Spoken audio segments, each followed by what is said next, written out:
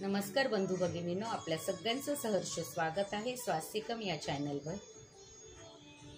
मागील व्हिडिओमध्ये मी जे आपल्याला सांगितलं होतं, आपण पक्ष्यांना एक मूठ धान्याचं जे आपण संकल्प मी तुम्हाला सांगितलं 6 महिने करण्यासाठी, तर आपल्याला बरेचसे फरक कळतील।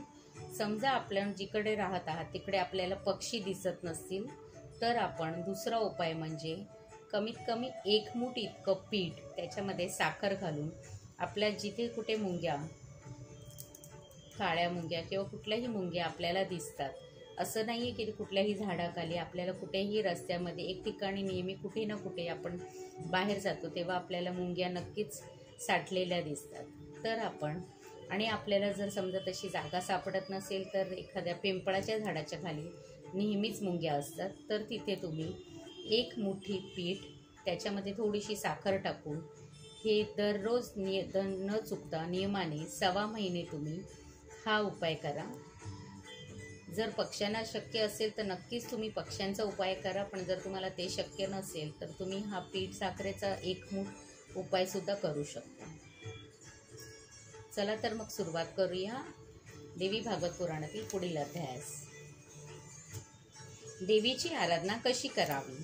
राजा सुरत म्हणाला, हे भगवान, देवीची पूजा अर्चा, मंत्र, हवन करण्याआधीची रीत सांगा।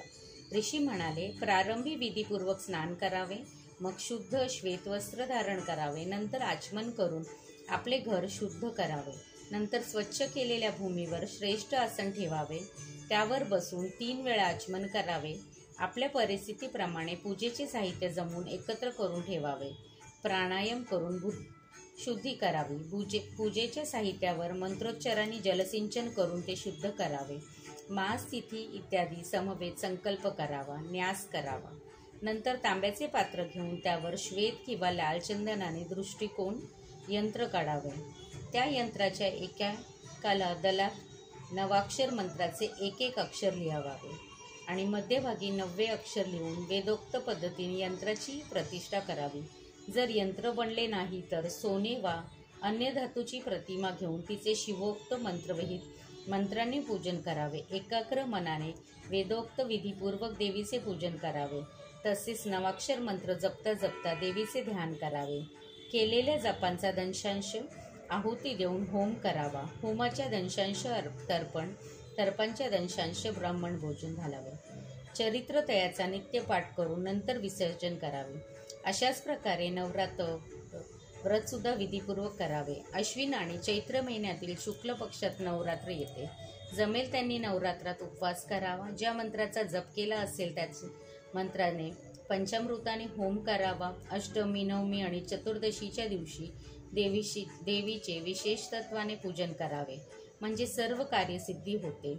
नवरात्रात पुष्पमालांनी देवींचा कलश सजवावा, धूप दीपाने युक्त असे चंडिका देवीचं गृह निर्माण करावं, धूप दीप नैवेद्य इत्यादींनी आणि फुल पुष्पांनी, गीत वाद्य, स्तोत्रपाठ, वेदघोष आणि इत्यादींनी उत्सवाचे आयोजन करावे। कन्याचे विधीपूर्वक पूजन करावे, कन्यापूजन चंदन, आभूषण, वस्त्र, भोजन, सुगंधित तेल तसेच पुष्पमाला इत्यादींचा यथाशक्ती वापर करावा। अष्टमी, नवमीला होम करावा, नंतर ब्राह्मण भोजन घालावे, दशमीला स्वतः पारणे करावी, यथाशक्ती दानदक्षिणा द्यावी।